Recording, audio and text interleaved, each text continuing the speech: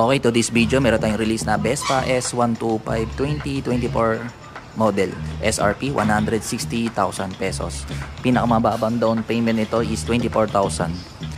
For monthly payment, meron tayong 1 year, 2 years, and 3 years to pay. Tapos may rebate to on 200 under ng Sumisho Finance Corporation. Okay guys, activate natin yung unit. Samahan nyo kami guys.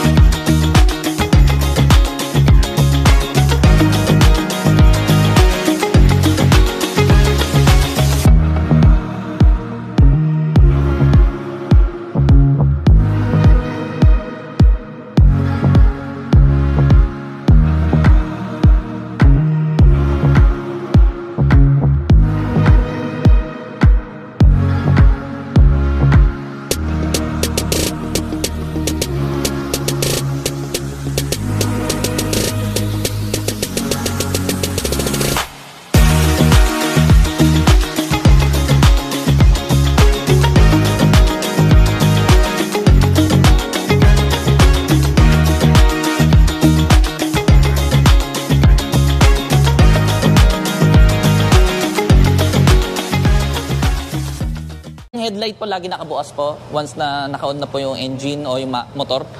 LED na po, high and low. Dito ma'am sa left side. Signal light, left side, right side po. Wala siyang hazard. Try naman natin sa likod. Brake light sa likod, yan, gumagana po. Front brake, signal light sa right side and left side. Busina, ito po.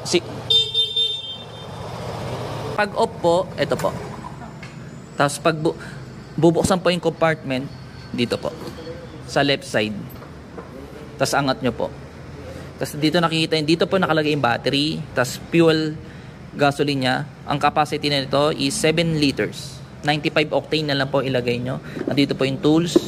Tapos ito po yung sinasabi ko na coupon. First change oil nyo po, 1,000 odo or 1 month. Kung ano yung mauna. Pre yung mga parts o oil, tsaka gear oil and oil filter. Pero yung labor, binabayaran po. Kung hindi ako nagkakamali, 1,500 ang labor. Tapos susunod nyo po, 5,000 or 5 months. Kung ano yung mauna. Susunod, 10,000 and 10 months. 5 coupon to po. Ito po yung manual. Kung meron ako hindi nasabi, nandito naman po. Yung PSI, kinonvert ko na kasi bars yung nakalagay. Hahangin ng gulong sa unahan, 23. Sa likod po, 29.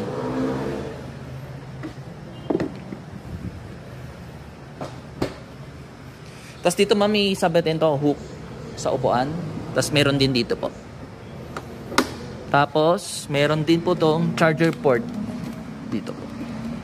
Yan. Bale, naka USB na po siya. Cable lang po yung kailangan. Tsaka CP holder. Meron po siyang immobilizer. Yung umiilaw, yan, kulay pula. Wala rin, nagpa-duplicate ka po. Hindi po siya gagana. Yes po yan. Iba lang yung itsura. Design po ni Vespa yan eh. Pero pares lang po yan. Meron siyang chipset dito sa ignition. Pag nagpa-duplicate ka, hindi siya gagana. Mapapihit mo, pero hindi under. Yung dating Vespa, walang ganito. Mga 2018, 2019 model. Yan pong kulay pula, nakapag-cost ng battery din. Siguro, konti lang. Pero kung 1 buwan o 2 buwan mo hindi pinapandar, pwedeng malobat. Madiskarga agad. Hindi siya pwedeng i-turn off? Ay, hindi po. Automatic po talaga siya. Gagamitin na. Paandarin, kung maaari. Na. Sa warranties, ma'am, hindi po kasama yung mga consumable parts. Mga gulong, brake pad, battery, ilaw, shock, hindi rin po kasama yan. Brake pad, hindi po kasama. Bale, nakalagay po dito is 1 liter. 1 liter. Abot naman. Saan po ba kayo? Right side, left side? Daang Hari. May shell po doon. Doon na po kayo magpagas. Right side. Lampas ang South Mall. Yung size po ng gulong sa unahan is 11 inches po. Yan, 110 by 70. Mas malaki sa unahan, sa likod, mas maliit. 10 inches naman po sa likod. 120 po yung size, tapos by 70 po. Yung sinasabi nyo pong angkas, tapakan, binibili po yun. Kung hindi ako nagkakamali, 2,500. Tapos may grab bar na rin siya. Tapos mas haba na rin yung seat niya. Dati kasi yung Vespa, ganito lang yung upuan. Maliit lang yung upuan. Mas maganda upuan ng...